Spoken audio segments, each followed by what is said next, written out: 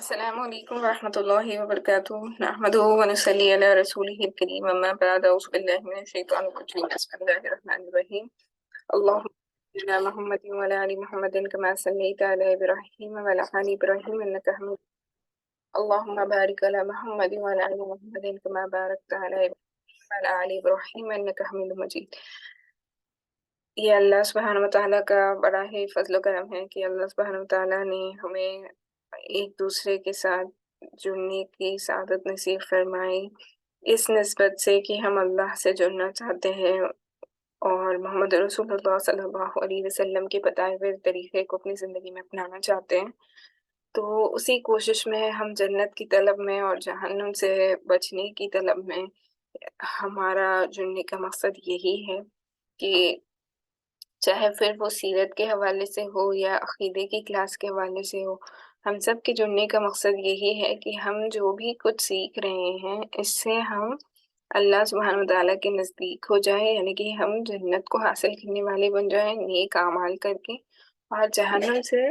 ہم بری ہو جائیں تاکہ اللہ سبحانہ وتعالیٰ کا قرب ہمیں حاصل ہو۔ بتایا جاتا ہے کہ ایسی مجلسیں جہاں پر اللہ سبحانہ تعالیٰ کا نام لیا جاتا ہے، محمد رسول اللہ صلی اللہ علیہ وسلم کا ذکر آتا ہے، تو ایسی مبارک مجلسوں کو جو ہے سکینہ یعنی کہ جو فرشتے ہوتے ہیں وہ ڈھانک لیتی ہیں، اور ایسی مجلسوں میں ان کو اپنی غذا ملتی ہے، تو وہ ایسی مجلسوں کی تلاش میں رہتی ہے ہمیشہ۔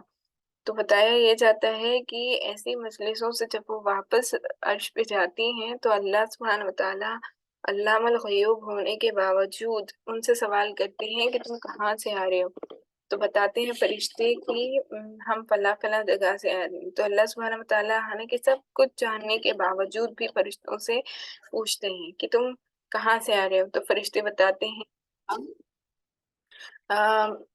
ایک جگہ سے آ رہے ہیں جہاں پہ آپ کا ذکر ہو رہا تھا، محمد رسول اللہ صلی اللہ علیہ وسلم کی باتیں ہو رہی تھی، وہ دین سیکھ رہے تھے۔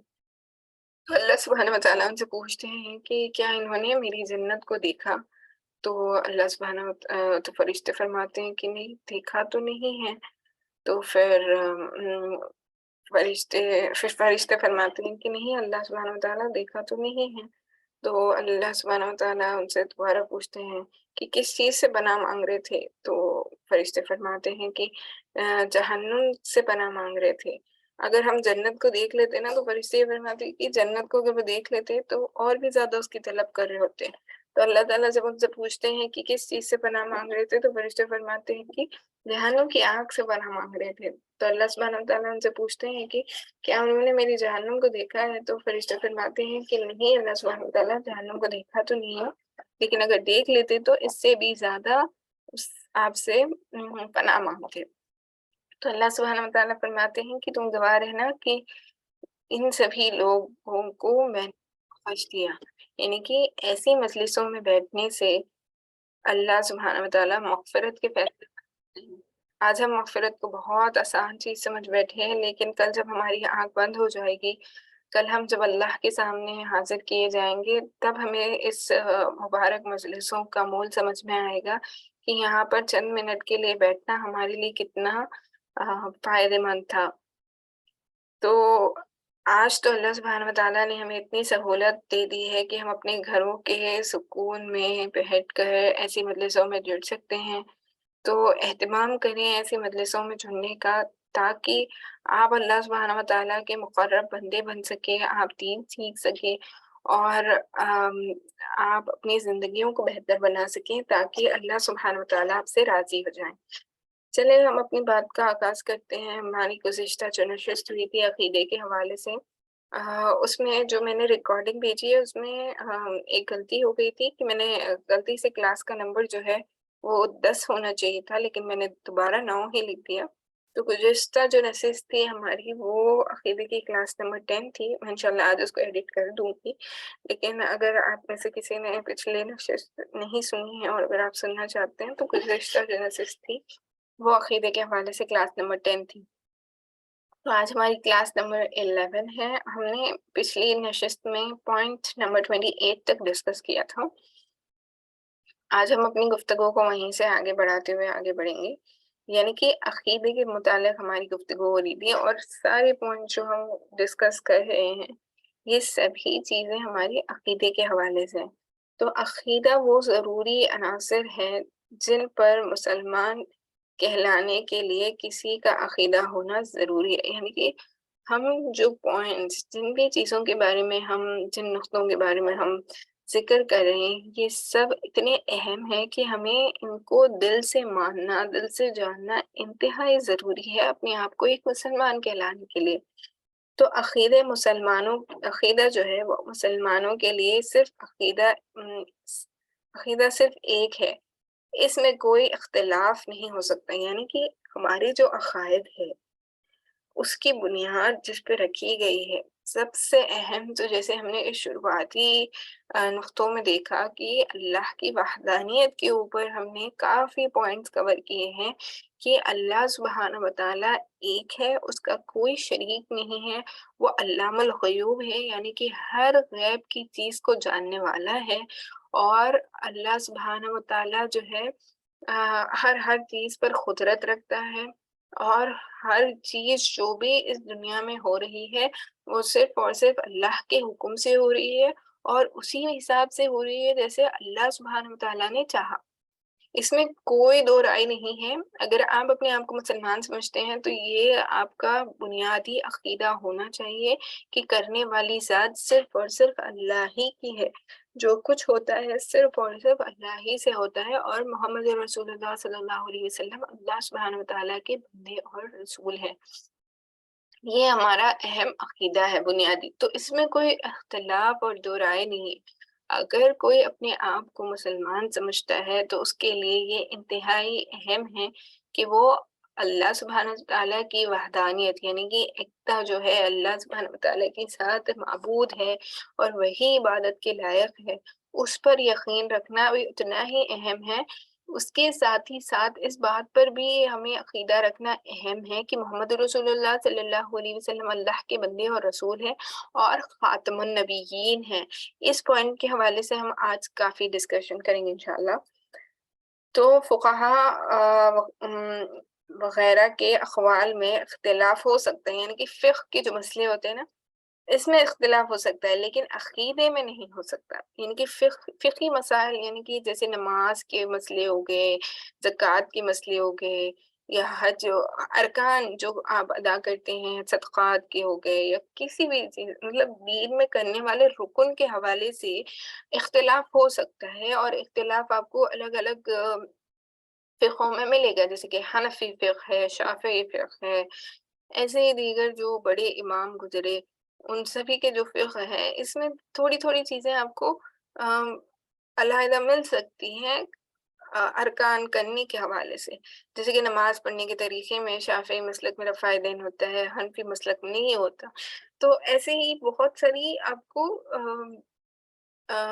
الگ الگ چیزیں مل سکتی ہیں، لیکن یہ سب کس حوالے سے؟ فقہی حوالے سے ہے کہ ان میں اختلاف ہو سکتا ہے، لیکن کیا عقیدے کے بنیاد پر اختلاف ہو سکتا ہے؟ نہیں، عقیدہ سب کا ایک ہی ہے۔ عقیدہ علماء اور کردار کی اصلاح کے لیے عقیدے کا مطالعہ ضروری ہے، یعنی کہ اگر ہم اپنے کردار کو بلند کرنا چاہتے ہیں اور ہم اپنے آپ کو اللہ سبحانہ وتعالیٰ کے قرب کو حاصل کرنے والا بنانا چاہتے ہیں تو پھر ہمارے لیے یہ انتہائی اہم ہے کہ ہمارا عقیدہ صحیح ہو۔ اسی بنیاد پر، اسی وجہ سے ہماری کوشش ہے کہ ہم اپنے عقائد کو صحیح کریں ان کلاسز کے حوالے سے۔ تو امید ہے، کوشش ہے کہ آپ کو گزشتہ نشستوں سے بھی جو بات اور جو گفتگو بتائی جا رہی ہے وہ سمجھ میں آ رہی ہوگی، اور جو بھی پوائنٹس ہم نے اب تک ڈسکس کیے ہیں عقیدے کے حوالے سے وہ کافی آپ کے لیے مفید رہے ہوں گے۔ آپ کو سمجھ میں آ رہا ہوگا کہ ایک مسلمان، یعنی کہ ہم اپنے آپ کو اہل سنت والجماعت مسلمان جو کہ اس کے حوالے سے ہمارا کیا جو ہے عقیدہ ہونا چاہیے مسلمان ہونے کے ناطے، تو یہ ہمارے لیے اہم ہے۔ سب سے اہم عقیدے کی اصلاح ہے، کیونکہ باقی دو اس پر منحصر ہے، یعنی کہ باقی دو، یعنی کہ اگر آپ کا عقیدہ صحیح ہوگا تو آپ عمل کریں گے، اور آپ عمل کریں گے تو عمل میں بھی آپ کا جو ہے اخلاص پیدا ہو سکتا ہے عقیدے کی بنیاد سے نا. تو عقیدے کے اوپر آپ کے ہر چیز ٹکی ہے. گویا اگر آپ کا عقیدہ صحیح ہوگا تو آپ کا عمل اللہ سبحانہ تعالیٰ کے نزدیک قابل قبول ہوگا. جیسے میں ہمیشہ اگزامپل دیتی ہوں شروع سے جب سے بھی ہماری عقیدے کے کلاسز اسٹارٹ ہوئے میں نے یہ اگزامپل ہمیشہ دیا ہے آج بھی دیتی چلوں گی. جیسے آپ اگر فزکس کے اسٹوڈنٹ رہے ہوں گے تو آپ کو پتا ہے کہ force is equal to mass into gravity. یعنی کوئی بھی باڈی جس پہ فورس ایگزرٹ ہوتی ہے اس میں ایک ماس ہوتا ہے اور ایک گریویٹیشنل فورس ہوتی ہے جو اس کو پل کرتی ہے. اسی طریقے سے آپ اگر دیکھیں کہ اگر گریویٹیشنل فورس جس کی ویلیو 9.8 ہوتی ہے جنرلی اگر گریویٹیشنل فورس نہ ہو تو کیا وہ باڈی پہ فورس ایگزرٹ ہوگی؟ نہیں ہوگی. اسی لیے بتاتے ہیں نا کہ آسمان میں یعنی کہ جب آؤٹر اسپیس میں کوئی باڈی ہوتی ہے تو فلوٹ ہوتی ہے کیونکہ وہاں پہ گریویٹیشنل فورس جتنی ارتھ پہ تیزی سے وہ اٹریکٹ کر رہا ہوتا ہے زمین کی طرف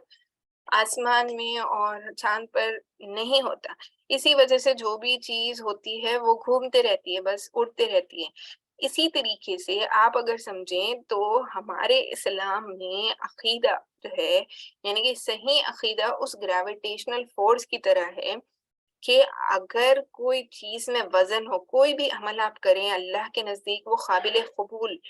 وزن والا یعنی کہ قابل قبول کب بن سکتا ہے جب وہ جو گریویٹیشنل فورس ہے یعنی کہ ہمارا عقیدہ ہے وہ صحیح ہو. اگر اس کی ویلیو 0 ہو جائے یعنی کہ آپ اللہ کے متعلق آپ کے عقائد صحیح ہی نہیں ہو تو پھر کیا آپ کا عمل قابل قبول ہو سکتا ہے؟ بالکل نہیں ہو سکتا.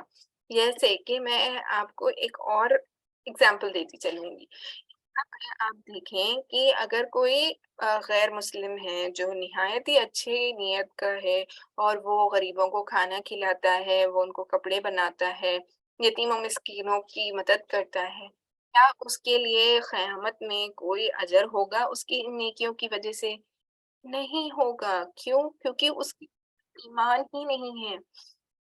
اس کی یہ سبھی عمل جو وہ کر رہا ہے اس سے اس کو آخرت میں کوئی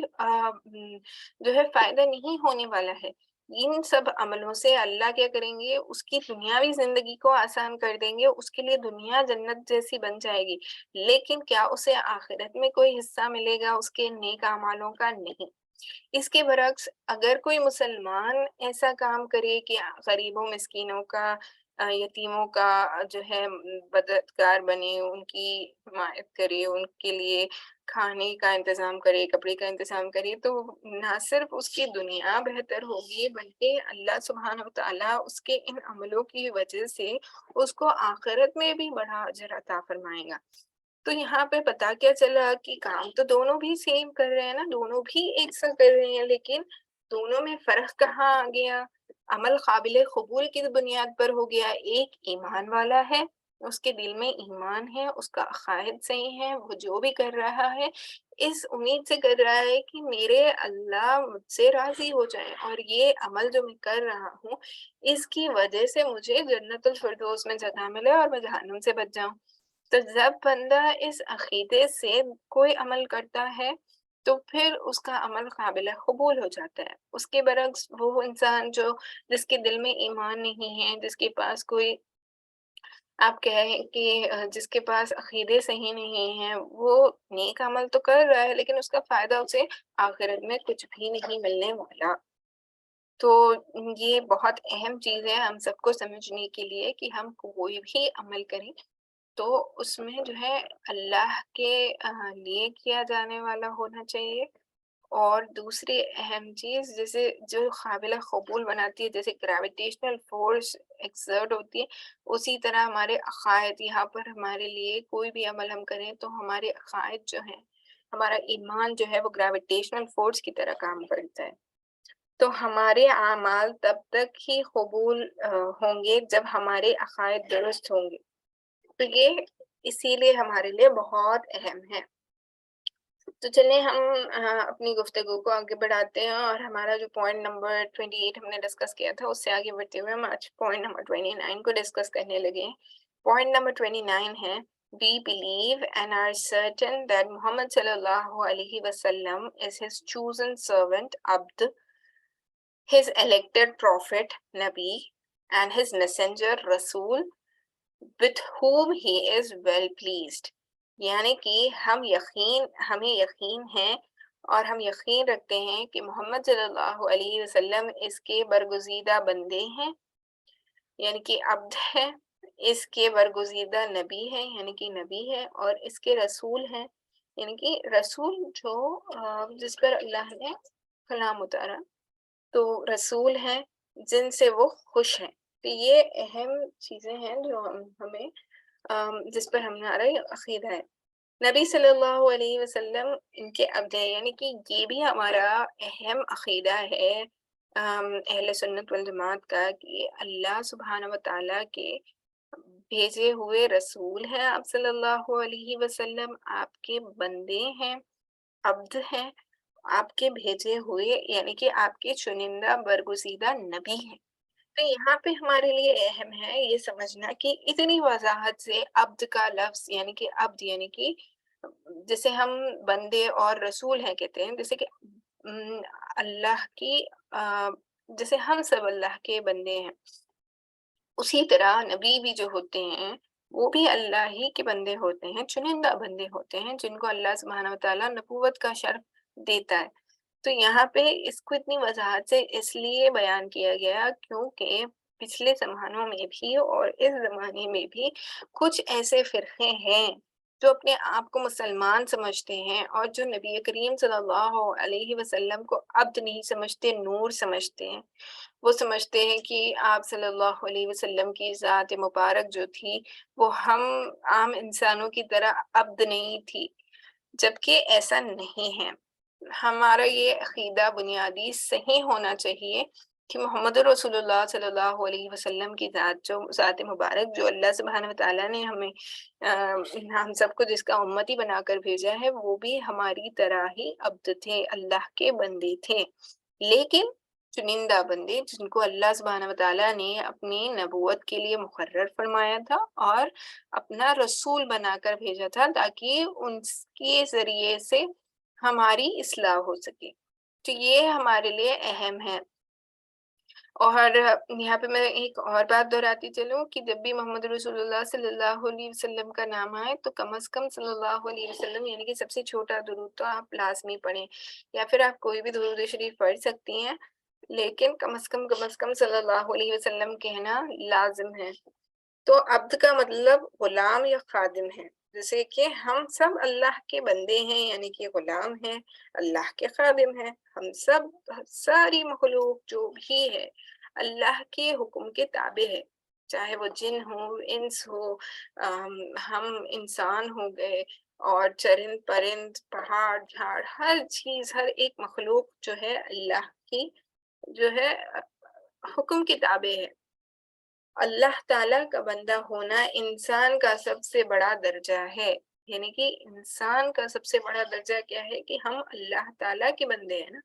اشرف المخلوقات میں اللہ نے ہمیں پیدا کیا ہے۔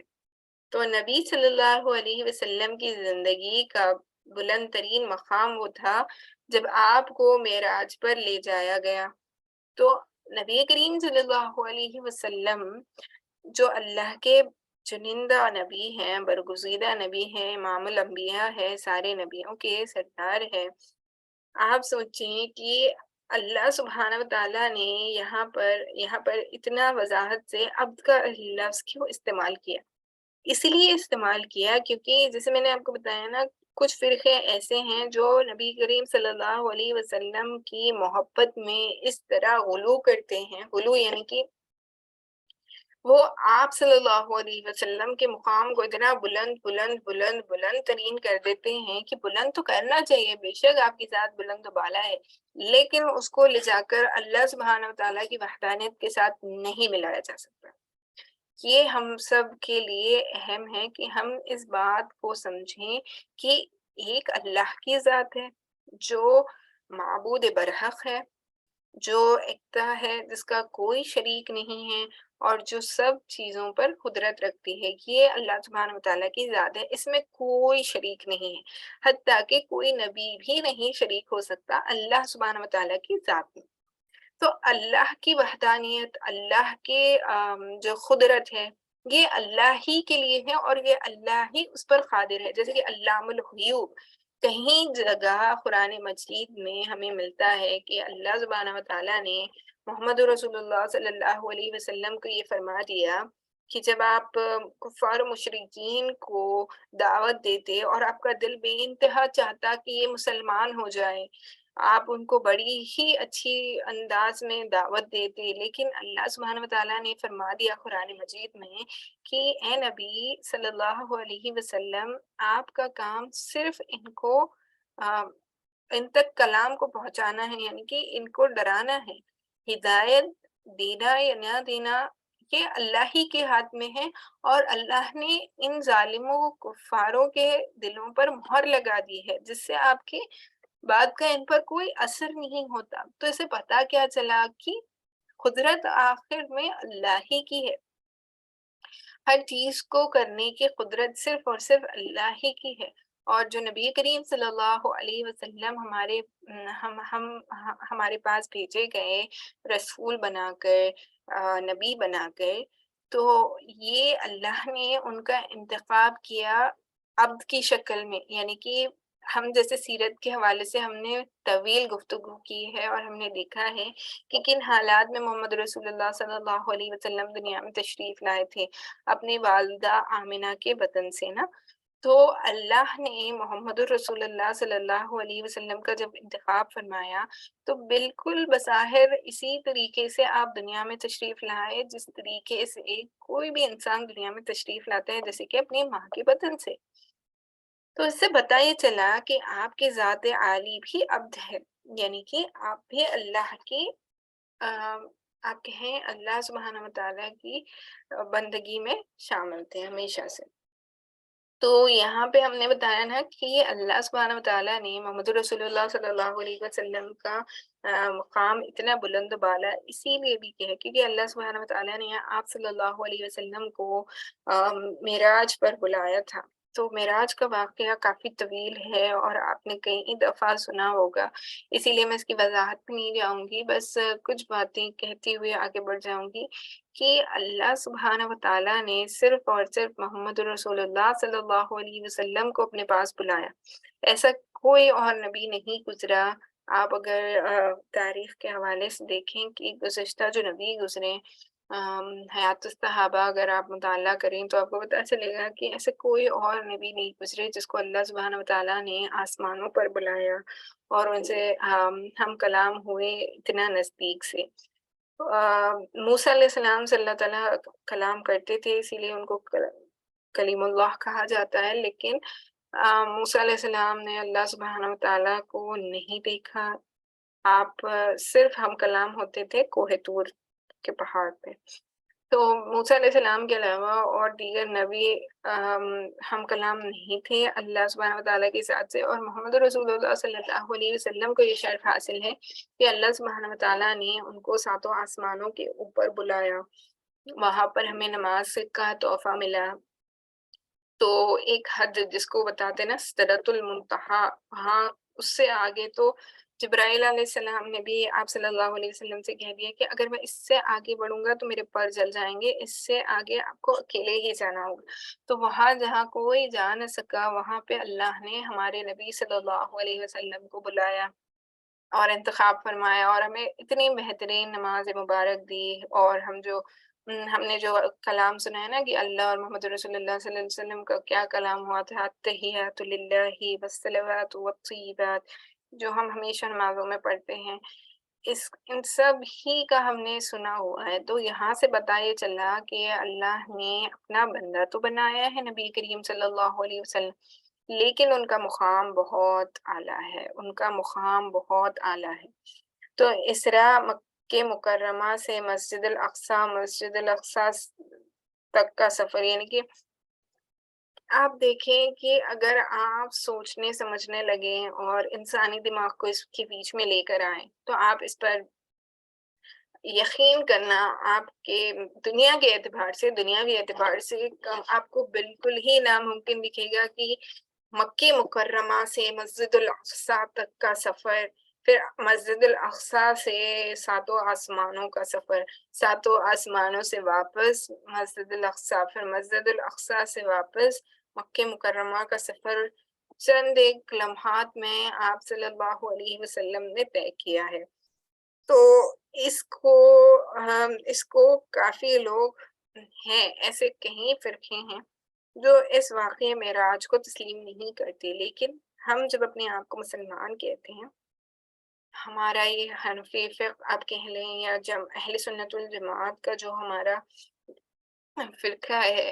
ہم اگر اپنے آپ کو مسلمان کہتے ہیں تو ہمارا یہ اعتماد ہونا ضروری ہے کہ معراج نبی صلی اللہ علیہ وسلم ہوئی تھی، اور اللہ کے نبی صلی اللہ علیہ وسلم جس طریقے سے اللہ نے چاہا، اللہ نے آپ کی مدد فرمائی مکے سے مسجد الاقصی آنے میں، اور مسجد الاقصی سے 7 آسمانوں پر آنے میں، پھر اللہ سبحانہ و تعالیٰ نے آپ کو نماز کا تحفہ عطا فرمایا اور واپس آپ دنیا میں تشریف لائے۔ تو یہ ہمارا عقیدہ ہے کہ یہ واقعہ حق تھا اور یہ سبھی چیزیں پیش آئی تھی، تو اس کا دل سے آپ کو یقین ہونا چاہیے۔ معراج اس زمین سے سدرۃ المنتہا سے آگے عرش کے اوپر اللہ تعالیٰ سے ملاقات تک کا سفر تھا،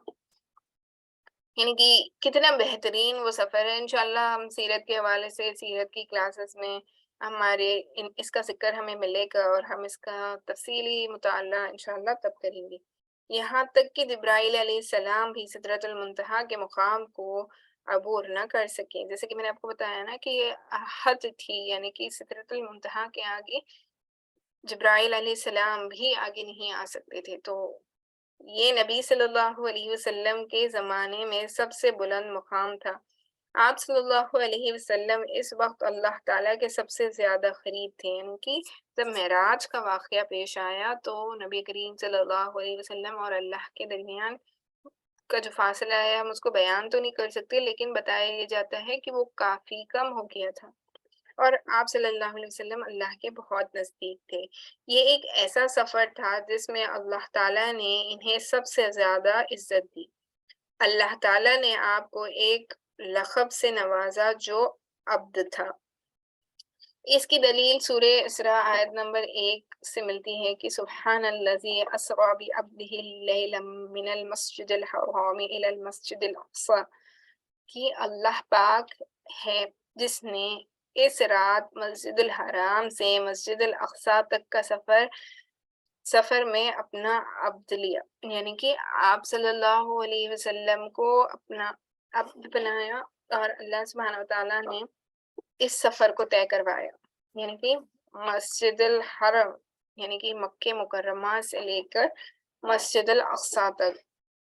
چنانچہ اللہ تعالیٰ نے انہیں عبد کا خطاب دیا، یعنی کہ اللہ سبحانہ وتعالیٰ کے عبد ہے محمد رسول اللہ صلی اللہ علیہ وسلم، کیونکہ اس سے بڑا کوئی عنوان نہیں ہے۔ اگر اس سے بہتر کوئی لقب ہوتا تو اللہ تعالیٰ نبی کریم صلی اللہ علیہ وسلم کو اس سے نوازتا۔ تو یہ جو لقب ہے جو اللہ نے آپ کو عطا کیا، یہ بہت ہی بلند و بالا لقب ہے۔ آپ صلی اللہ علیہ وسلم کے لیے بہترین لقب منتخب کیا گیا اور وہ عبد تھا، کہ اللہ کی عبدیت۔ اسی لیے آپ کہیں کہ اللہ سبحانہ وتعالیٰ کو جو ہے عبداللہ نام، جو نام ہے نا اللہ کا بندہ، یہ نام بہت محبوب ہے۔ اللہ سبحانہ وتعالیٰ کو بے انتہا پسند آتا ہے کہ جب بندہ جو ہے اللہ سے اس کو منسوب کیا ہے، اللہ کا بندہ عبداللہ، تو اللہ کے پسندیدہ ناموں میں سے ہے، اور عبدیت یعنی کہ اللہ کی بندگی میں رہنا اللہ کو بے انتہا پسند ہے۔ تو اللہ سبحانہ وتعالیٰ کی ذات جو ہے وہ اتنی عالی ہے کہ وہ چاہتی ہے کہ ہم سب اللہ کی بندگی میں رہیں۔ ہمارا عقیدہ ہے کہ نبی صلی اللہ علیہ وسلم اللہ تعالیٰ کے برگزیدہ بندے ہیں، کیونکہ کوئی بھی نبی ہونے کا انتخاب نہیں کر سکتے، یعنی کہ کوئی اپنی مرضی سے نبی نہیں بن سکتا، جس کا انتخاب اللہ سبحانہ و تعالیٰ کرے صرف وہی نبی ہو سکتا ہے۔ یہاں پہ ہمیں ایک اہم نقطہ ملا کہ آپ دیکھیں کہ آج کے زمانے میں اتنے شخص ہیں جو اپنے آپ کو نبی ہونے کا دعویٰ کرتے ہیں، جیسے کہ زیادہ دور جانے کی ضرورت نہیں ہے، ہم ہمارے حیدرآباد، شہر حیدرآباد میں آپ دیکھیے شکیل بن ہنی، اور یہ جو دیندار انجمن ہو گیا جو ہمارے حیدرآباد میں ہیں، اور بھی کوئی تھے جس کا مجھے نام ابھی یاد نہیں آ رہا ہے، لیکن ایسے بہت سارے لوگ گزرے ہیں جنہوں نے نبی ہونے کا دعویٰ کیا۔ مرزا غلام احمد قادیانی بھی ان میں سے ایک ہے۔ تو یہ جو قادیانی فرقہ ہے یہ سبھی باطل فرقے ہیں، کیونکہ انہوں نے ختم نبوت کا جو عقیدہ ہے اس کو توڑ دیا، یعنی کہ وہ آپ صلی اللہ علیہ وسلم کے بعد کوئی اور نبی آنے والے نہیں ہیں، اس بات سے وہ ہو گئے نا کہ پھر گئے۔ تو یہاں پتہ چلا کہ کوئی بھی اپنے مرضی سے نبی نہیں بن سکتا، اس کا انتخاب اللہ سبحانہ و تعالیٰ کرتے ہیں۔ اللہ تعالیٰ نے اپنی عبادت میں سے بعض کو انبیاء کے طور پر چنا ہے۔ تو قرآن مجید میں بہت سی آیت ہے جن میں اللہ تعالیٰ نے عبد کے لقب سے نبی کریم صلی اللہ علیہ وسلم کا ذکر کیا ہے۔ مثال کے طور پر سورہ بقرہ کی آیت نمبر 23 میں وَإِن كُنتُمْ فِي رَيْبٍ مِّمَّا نَزَّلْنَا عَلَىٰ عَبْدِنَا فَأْتُوا بِسُورَةٍ مِّن مِّثْلِهِ وَادْعُوا شُهَدَاءَكُم مِّنَ اللَّهِ وَادْعُوا شُهَدَاءَكُم مِّن اگر تمہیں اس میں شک ہے جو ہمارے عبد پر نازل ہوا ہے تو ایسی کوئی صورت لے آؤ، اس جیسی کوئی صورت لے آؤ، اور اللہ کے سوا اپنے حمیتوں کو بلا لو اگر تم سچے ہو۔ تو اللہ سبحانہ وتعالیٰ نے یہاں پر وضاحت کے طور پر آپ صلی اللہ علیہ وسلم کے لیے عبد کا لفظ استعمال کیا کہ اللہ سبحانہ وتعالیٰ نے جن پر اپنا کلام نازل کیا ہے، اگر اس جیسے تم ایک بھی آیت لے آ سکتے ہو اپنے معبودوں سے یا جس سے بھی مل کر تو لے آؤ اگر تم سچے ہو۔ تو پھر نبی کریم صلی اللہ علیہ وسلم کے لیے عبد کا لفظ استعمال ہوا ہے۔ سورہ فرقان میں آیت نمبر 1 میں مثال کے طور پر استعمال ہوا ہے کہ تبارک الذی نزل القرآن علی عبدہ لیکون للعالمین نذیرا، پاک ہے وہ ذات جس نے اپنے عبد پر فرقان نازل کیا تاکہ وہ تمام جہانوں کے لیے ڈرانے والا ہو۔ فرقان قرآن مجید کو کہا جاتا ہے۔ تو یہاں پر اللہ سبحانہ وتعالیٰ کی ذات کو پاک بتاتے ہوئے بتایا جا رہا ہے کہ اللہ سبحانہ وتعالیٰ نے اپنے نبی صلی اللہ علیہ وسلم جن کو عبد سے مخاطب کیا گیا ہے ان پر قرآن مجید یعنی کہ فرقان کو نازل کیا تاکہ وہ تمام جہان والوں کے لیے ڈرانے والا ہو، یعنی کہ قرآن ہم سب کے لیے ہدایت ہے اگر ہم سمجھنے والے ہوں۔ قرآن مجید میں کئی مقامات پر اللہ تعالیٰ نے آپ صلی اللہ علیہ وسلم کو عبد کہا ہے۔ یہ عقیدہ ہمارے عقیدے کا حصہ ہے کہ آپ صلی اللہ علیہ وسلم اس کے عبد اور منتخب نبی اور رسول ہیں۔ تو یہ ہمارے عقیدے کا اہم حصہ ہے کہ ہم آپ صلی اللہ علیہ وسلم کو اللہ کے بندے بھی سمجھیں اور منتخب یعنی کہ چنندہ نبی بھی سمجھیں اور اللہ کے بھیجے ہوئے رسول بھی سمجھیں۔ نبی اور رسول میں فرق ہے، یعنی کہ نبی وہ ہیں جو سابقہ قرآنوں سے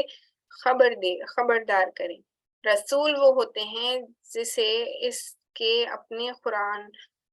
قوانین، اس کے اپنے شریعت دی گئی ہو۔ تو رسول کم گزرے، نبی زیادہ گزرے۔ نبی وہی ہوتے ہیں جو سارے نبی اللہ کی وحدانیت کو بیان کرتے ہیں، لیکن ہر نبی رسول نہیں ہوتا، کیونکہ جن نبیوں کو رسول کہا جاتا ہے ان پر اللہ کی طرف سے ایک کتاب اتاری جاتی ہے یا صحیفے اتارے جاتے ہیں، جن میں ان کی قوم کے لیے قوانین اللہ کی طرف سے آتے ہیں کہ ان کو کس طریقے سے عمل کرنا چاہیے۔ جیسے کہ مثال کے طور پر یہ جو تورات گزری موسیٰ علیہ السلام کے قوم کے لیے، انجیل گزری عیسیٰ علیہ السلام کے لیے، زبور گزری داؤد علیہ السلام کے لیے، اور قرآن کریم اتری ہے محمد رسول اللہ صلی اللہ علیہ وسلم کے اوپر۔ تو یہ سارے جو ہے رسول ہیں، نبی ہونے کے ساتھ ساتھ نبی وہ ہے جو سابقہ قوانین سے خبردار کریں، یعنی کہ جو پہلے سے اللہ کے نبی، جو دوسرے بھی نبی گزرے، انہوں نے جو اللہ کی وحدانیت کے متعلق بتایا ہے اسی کو وہ آگے بڑھاتے ہوئے اسی چیزوں کو سمجھاتے تھے۔ لیکن رسول وہ ہوتے ہیں جسے اللہ کی طرف سے ایک کتاب یا ایک صحیفہ جس کو ہم کہتے ہیں وہ ان پر نازل ہوتا ہے، جس میں اللہ سبحانہ وتعالیٰ جو ہے اپنے قوانین اور شریعت کے اعتبار سے ساری چیزوں کو وضاحت کے ساتھ کھول کر بیان فرما دیتے ہیں کہ یہ چیزیں ہیں جو ان کو کرنی چاہیے، ان چیزوں سے بچنا چاہیے۔ تو یہ اہم جو ہے آپ سمجھیں کہ دونوں میں فرق ہے کہ نبی وہ ہے جس پر کوئی کتاب نہیں اتری، لیکن وہ اللہ کے بندوں کو اللہ کی طرف بلاتے ہیں پرانے جو قوانین گزرے ان کے بنیاد پر، اور رسول وہ ہیں جن پر کتاب اتری یا صحیفے اترے اور شریعت نازل ہوئی، جو اللہ کی طرف بلاتے تو ہیں لیکن ان پر اپنا ایک کلام اللہ کی طرف سے نازل ہوا۔ تو یہ دونوں میں فرق ہے جو ہمیں معلوم ہونا چاہیے۔ تو نبی ہر اللہ کا چنندہ نبی ہے، لیکن ہر کوئی رسول نہیں ہے۔ رسول صرف وہ ہے جس پر ان طریقے سے صحیفے اترے یا قرآن مجید نا۔ تو محمد صلی اللہ علیہ وسلم نبی بھی ہیں اور رسول بھی ہیں، یہ بھی ہمارا عقیدہ ہے، یہ بنیادی عقیدہ ہے۔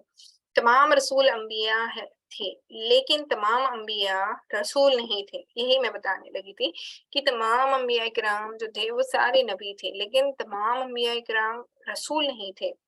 بہت سے آیت ہیں جن کا ذکر ہے قرآن مجید میں۔ اللہ تعالیٰ سورہ نساء آیت نمبر 79 میں فرماتا ہے وَأَرْسَلْنَاكَ لِلنَّاسِ رَسُولًا وَكَفَى بِاللَّهِ شَهِيدًا، ہم نے آپ کو لوگوں کے لیے رسول بنا کر بھیجا ہے اور اللہ گواہ کافی ہے۔ اور سورہ انبیاء آیت نمبر 107 میں بھی اللہ نے ارشاد فرمایا ہے کہ وَمَا أَرْسَلْنَا إِلَّا رَحْمَةً لِّلْعَالَمِينَ، اور ہم نے آپ کو تمام جہانوں کے لیے رحمت بنا کر بھیجا ہے۔ حضرت ابراہیم علیہ السلام نے سورہ بقرہ کی آیت نمبر 179 یعنی کہ 129 میں اللہ تعالیٰ سے دعا کی کہ ربنا وابعث فيهم رسولا منهم يتلو عليهم آياتك ويعلمهم الكتاب والحكمة، یعنی کہ ہمارے آقا لوگوں میں ایک رسول مبعوث کرتے ہیں اور وہ ان کو آپ کی آیتیں پڑھ کر سناتے ہیں اور آپ کی کتاب اور حکمت بھی سکھاتے ہیں اور لوگوں کو پاک کر دیتے ہیں۔ بے شک تو غالب ہے اور حکمت والا ہے۔ تو یہ آیت سورہ بقرہ کی تھی جس کا مفہوم جس کا ترجمہ میں نے بھی آپ کو سنایا۔ یہ سب کچھ آپ صلی اللہ علیہ وسلم نے ہمیں بتایا ہے کہ قرآن کے حوالے سے نا آپ صلی اللہ علیہ وسلم نے انہی آیتیں پڑھ کر سنائیں اور انہی کتاب و حکمت کی تعلیم دی اور انہیں پاک کیا، یعنی کہ اس زمانے کے صحابہ کرام کا ذکر ہے کہ آپ صلی اللہ علیہ وسلم نے ان پاک کلمات سے ہم سب کو صحابہ کرام کے ذریعے سے پاک کیا نا، کہ صحابہ کرام رضی اللہ تعالیٰ عنہم اجمعین اس زمانے کے جو گزرے وہ مکے کے تھے۔ تو ہم نے دیکھا ہے سیرت کے حوالے سے، سیرت کی کلاسز میں، کہ کس طریقے سے کفار و مشرکین جو ہو گئے تھے مسلمان، ان میں کیسی کیسی برائیاں عام تھی جو ہم نے دیکھا ہے سیرت کے حوالے سے، جیسے کہ بتوں کی پوجا کرنا، ان پر نیاز کرنا، ان کے سامنے کھانا رکھنا، دیگر اور بھی چیزیں ہم نے دیکھی ہیں۔ تو یہ سبھی جو خرافاتی رسم و رواج تھے ان کے پاس ان سے اللہ سبحانہ وتعالیٰ نے اپنے نبی صلی اللہ علیہ وسلم کے ذریعے سے مسلمانوں کو پاک کیا، یعنی کہ صحابہ کرام کو پاک کیا، اور اس کے بعد آپ صلی اللہ علیہ وسلم کی ذات مبارک کے حوالے سے ہم تمام عالم کے مسلمانوں کو پاک کر دیا۔ اور جب ہم محمد رسول اللہ صلی اللہ علیہ وسلم کی سیرت کو سیکھیں گے، ان کی بتائی ہوئی سنتوں کو اپنی زندگی میں اپنائیں گے، تو ہر طریقے سے ہمارا دل بھی پاک ہوگا، ہماری زندگیاں بھی کفر و شرک سے پاک ہوگی، ہم پاکیزگی میں آ جائیں گے، اور اللہ سبحانہ وتعالیٰ ان کے فیضان سے ہمیں اس دنیا میں بھی کامیاب کریں گے اور آخرت میں بھی ہمارے لیے کامیابی کا سبب ہوگا۔ تو یہ اہم چیز تھی جو ہمیں عقیدے کے حوالے سے معلوم ہونی چاہیے، کیا کہ محمد رسول اللہ صلی اللہ علیہ وسلم اللہ کے چنندہ عبد ہیں، برگزیدہ نبی ہیں اور برگزیدہ رسول ہیں۔ چلیں اگلا پوائنٹ ہم سٹارٹ تو کرتے ہیں، دیکھتے ہیں کہ ہم اس کو کتنا کمپلیٹ کر سکتے ہیں، کیونکہ یہ بھی کافی طویل گفتگو والا پوائنٹ ہے۔ چلیں دیکھتے ہیں انشاءاللہ کتنا ہم اس کو کر سکتے ہیں۔ تو ہمارا اگلا پوائنٹ ہے ہی صلی اللہ علیہ وسلم is the seal of prophethood، یعنی کہ prophet خاتم الانبیاء، وہ خاتم الانبیاء ہے، یعنی کہ محمد رسول اللہ صلی اللہ علیہ وسلم آخری نبی ہے۔ محمد رسول اللہ صلی اللہ علیہ وسلم کے بعد کوئی اور نبی نہیں آنے والا۔ ہاں تو میں بتانے لگی تھی نا آپ کو کہ جو لوگ آج کل نبی ہونے کا دعویٰ کر رہے ہیں اس میں گوہر شاہی بھی ہے، اس میں شکیل بن حنیف بھی ہے، تو یہ ان لوگوں کے بارے میں تو ہمیں پتہ بھی نہیں ہے نا، اب ہو سکتا ہے کافی لوگوں کو یہ نام بالکل نہیں سنائی دے رہے ہوں گے، لیکن یہ نام بہت عام ہو چکے ہیں، کافی لوگ ان کی ضبط میں آ رہے ہیں، تو اسی لیے اپنے آپ کو اور اپنے گھر والوں کو ان سب سے بچانا ضروری ہے۔ اسی لیے آپ کا ان مجلسوں میں جڑنا ضروری ہے، اپنے گھر میں تعلیم کو عام کرنا ضروری ہے، اور اللہ اور اس کے رسول صلی اللہ علیہ وسلم کی باتوں کو سننا ضروری ہے، ورنہ پھر آپ کوئی بھی فتنوں کے دور میں کسی کے بھی فتنے میں آ سکتے ہیں۔ جب لفظ خاتم میں عطا پر فتح ہو تو اس کا مطلب مہر ہے، یعنی کہ پرانے زمانے میں جب خط لکھ دیا جاتا تھا تو اسے ایک لفافے میں ڈال کر چپکا دیا جاتا تھا، اور اسے ایک ڈاکیا کو دے دیا جاتا تھا، اور وہ اسے بند کرنے کے لیے اس پر مہر لگا دیتا تھا، اور اس کا مطلب ہوتا تھا کہ یہ تیار ہے۔ تو خط اگر پرانے زمانے کا دیکھیں تو اگر اس کو بھیجنے کا طریقہ کیسا ہوتا تھا کہ اس کو ایک لفافے میں ڈال کر وہ سیل کر دیتے تھے نا، مہر لگا دیتے تھے۔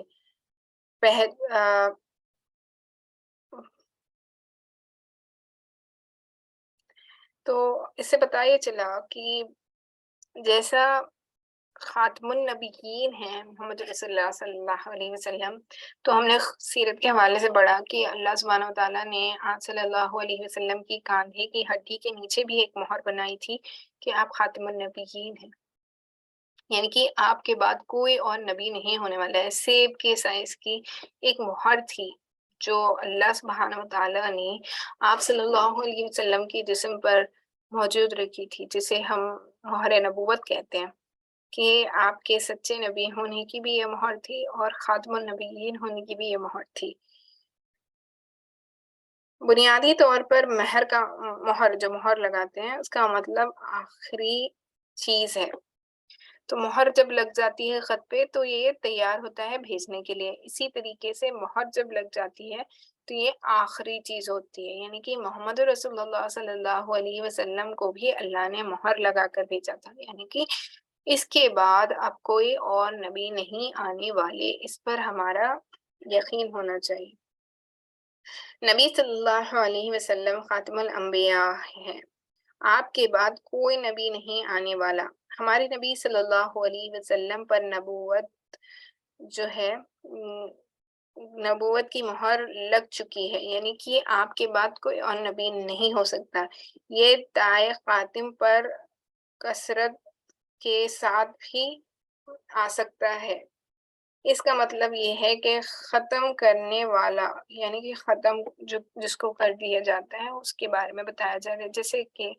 آپ صلی اللہ علیہ وسلم نے ایک دفعہ یہ بھی ارشاد فرمایا کہ میرے بعد اگر کوئی نبی ہوتا تو وہ عمر ہوتا نا. عمر رضی اللہ تعالیٰ عنہ، عمر فاروق رضی اللہ تعالیٰ عنہ کے بارے میں ان کی شان، ان کی بڑائی بیان کرتے ہوئے اللہ کے نبی صلی اللہ علیہ وسلم نے ایسی بات کہی. لیکن اس سے بتایا چلا کہ اگر ہوتا تو، یعنی کہ ہو نہیں سکتا، لیکن اگر ہوتا تو وہ عمر ہوتا. اس سے بتایا چلا کہ نبی صلی اللہ علیہ وسلم کے بعد اب کوئی نبی آنے والا نہیں ہے. اسی لیے ہم کہتے ہیں، اور ہم سب کو ہم سب کے اوپر یہ ذمہ داری ہے کہ اب نبی کوئی نہیں آنے والا. تو یہ جو نبیوں والا کام ہے کہ برائیوں سے روکنا اور اچھائیوں کی طرف بلانا، یہ ہم سب مسلمانوں کی ذمہ داری ہے کہ ہم اس کو اپنی ذمہ داری سمجھیں کہ ہم خود بھی جنت میں جائیں اور دوسروں کو بھی جنت میں لے جانے والے بنیں. تو یہ بے انتہا ضروری ہے. تو وہ صلی اللہ علیہ وسلم ہے جسے ختم نبوت کا لقب دیا گیا، یعنی کہ آپ پر سیل آف دا پروفٹ ہوڈ ہے. اس کے بعد کوئی نبی نہیں آنے والا. جس نے آپ صلی اللہ علیہ وسلم کے بعد نبی ہونے کا دعویٰ کیا وہ جھوٹا ہے، دجال ہے، کذاب ہے. کوئی بھی نبی نہیں ہو سکتا آپ صلی اللہ علیہ وسلم کے بعد. اگر کوئی اس چیز کا دعویٰ کرے کہ میں نبی ہوں، مجھ پر نبوت ہے، اللہ کی طرف سے کوئی کلام اترتا ہے یا میں اللہ کا چنندہ نبی ہوں، تو وہ کیا ہے؟ گویا وہ جھوٹا ہے، کذاب ہے، اور وہ دجال کی طرح ایک فتنہ ہے. یہ ہمارے دور کا بہت بڑا فتنہ ہے. ایسے بہت سے لوگ ہیں جنہوں نے نبی ہونے کا دعویٰ کیا اور لوگ اس پر ایمان لانے لگے. ان کے ایسے منحرف اور گمراہ عقائد ہیں کہ آپ اگر دیکھیں، جیسے کہ میں نے بتایا نا، چندہ لوگوں کے میں نے نام لیے جن کے بارے میں اگر آپ پڑھیں گے مطالعے کے طور پہ تو آپ کو پتہ چلے گا کہ ان کے عقائد کتنے غلط ہے. جیسے غلام احمد قادیانی ہو گئے، جیسے شکیل بن حنیف ہو گئے، گوہر شاہی ہو گیا. یہ سبھی جو ہے باطلانہ فرقے ہیں جس میں ان کے جس کو اپنا نبی کہتے ہیں یہ چھوٹے ہیں.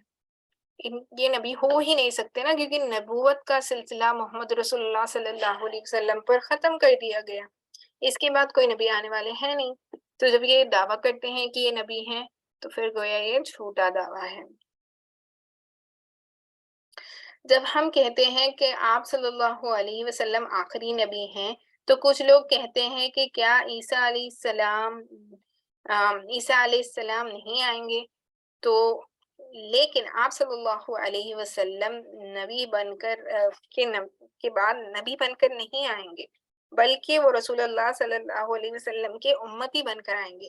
بے شک عیسیٰ علیہ السلام نبی تھے، اور عیسیٰ علیہ السلام کو اسی حالت میں اللہ سبحانہ وتعالیٰ نے آسمانوں پر اٹھا لیا، اور قرب قیامت سے پہلے ان کا دوبارہ دنیا میں نزول ہوگا. وہ دنیا میں آئیں گے، لیکن وہ نبی بن کر نہیں آئیں گے، نہ وہ شریعت اپنی لے کر آئیں گے، نہ وہ کسی سے یہ کہیں گے کہ میں اللہ کا نبی ہوں اور مجھ پر ایمان لاؤ اور تم میرے بتائے ہوئے راستے پر چلو، بلکہ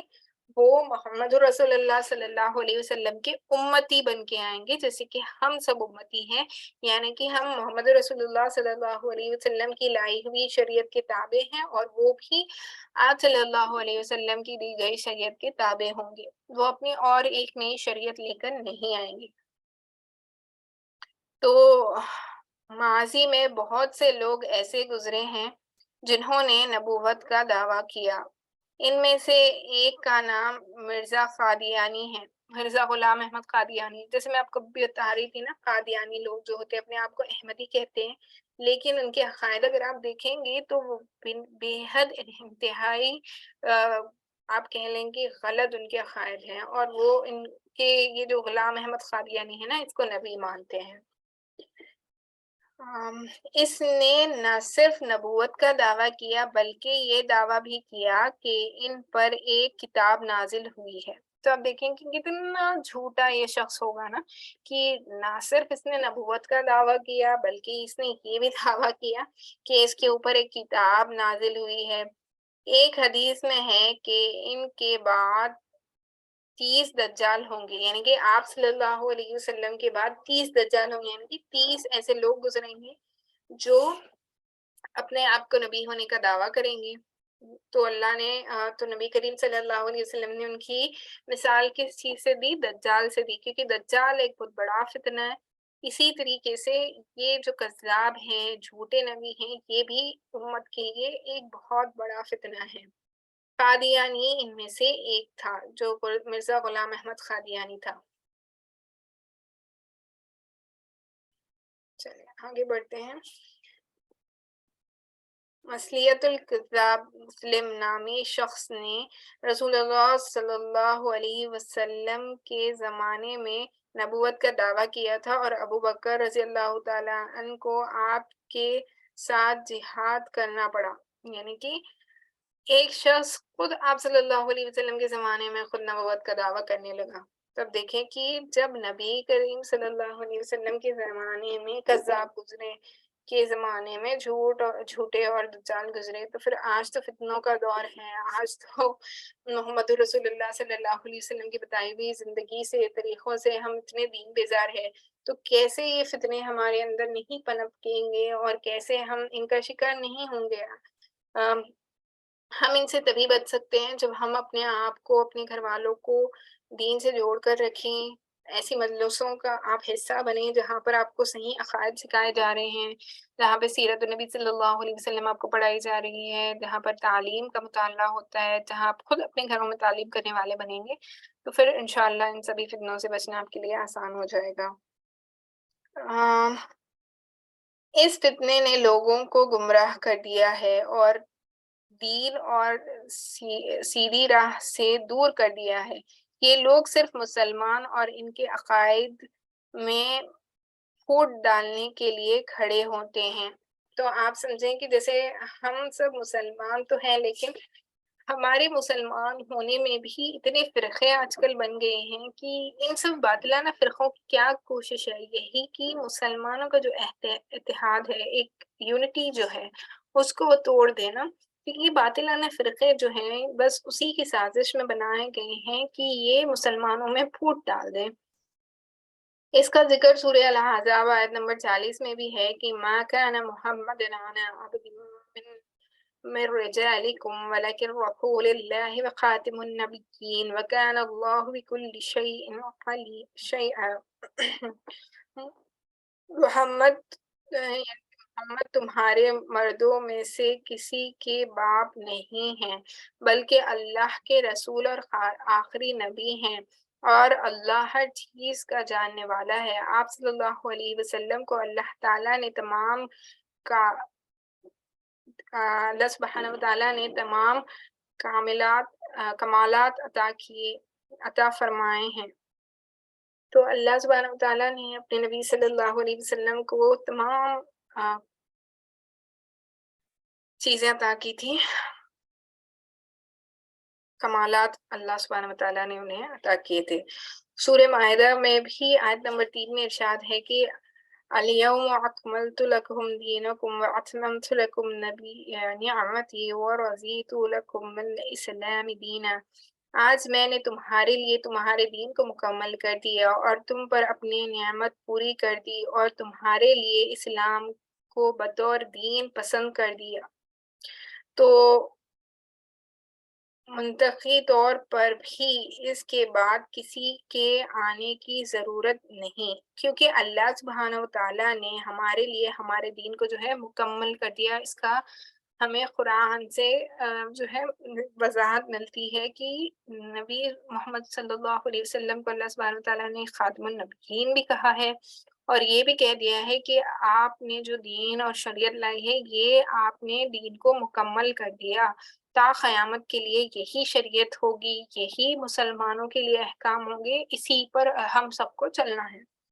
تو لیکن لوگ صرف پھوٹ ڈالنے اور مسلمانوں کو گمراہ کرنے کے لیے آئے ہیں۔ تو یہ سارے لوگ جو کذاب ہوتے ہیں، یہ جو دجالی فتنوں کو جو پنپ رہے ہیں، ان سے چاہتے یہ ہیں کہ مسلمانوں میں پھوٹ ڈال دیں، ان کے عقائد کو برباد کر دیں۔ خود تو وہ جہنم رسید ہوں گے ہی، لیکن وہ چاہتے ہیں کہ دوسرے بھی جہنم میں آ جائے۔ جیسے کہ شیطان ہے نا، شیطان ایسے لوگوں کے ذریعے چاہتا ہے کہ مسلمان اپنے دین سے پھر جائے،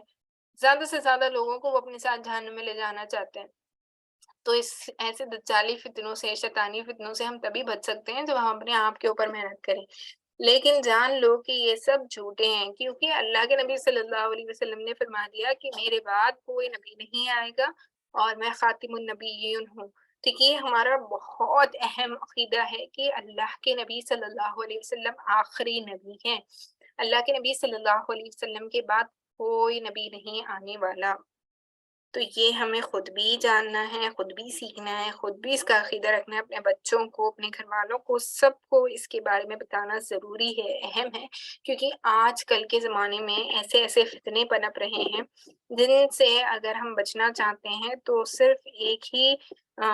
طریقہ ہے کہ ہم سیرت النبی صلی اللہ علیہ وسلم سے اپنے آپ کو جوڑیں اور قرآن مجید کا مطالعہ کرنے والے بنے، تفسیر اور ترجمے سے اس کو پڑھنے والے بنے، تاکہ یہ ہدایت کا باعث بنے اور اپنے گھروں میں تعلیم کرنے والے بنے۔ آپ کچھ وقت ایسا نکالے نا، دیکھیں آپ 24 گھنٹے والی زندگی میں دن بھر آپ اپنی ایسی زندگی گزارتے ہیں جس میں آپ دنیا ہی کے لیے کام کر رہے ہیں، تو کم از کم 10 سے 15 منٹ تو آپ ایسے نکال سکتے ہیں جس میں آپ قرآن مجید کی تفسیر پڑھیں یا حدیثوں کا مطالعہ کریں، تاکہ آپ کو، اپنے گھر والوں کو، سب کو دین سیکھنے کا موقع ملے۔ اسی طریقے سے اگر آپ ان سب چیزوں کا اہتمام نہیں کر سکتے تو اہتمام کے ساتھ کم از کم ایسی مجلسوں میں جڑا کریں جہاں پہ آپ کو دین سیکھنے کا موقع ملے، کیونکہ یہ سب سے آسان چیز ہے جس سے آپ دین سیکھ سکتے ہیں۔ تو آج کے لیے میں انشاءاللہ یہیں پر اپنی بات کو مکمل کروں گی۔ انشاءاللہ اس سے آگے کی گفتگو ہم اگلی نشست میں کریں گے۔ اللہ سبحانہ وتعالیٰ سے امید ہے کہ جو پڑھا گیا، جو سنا گیا،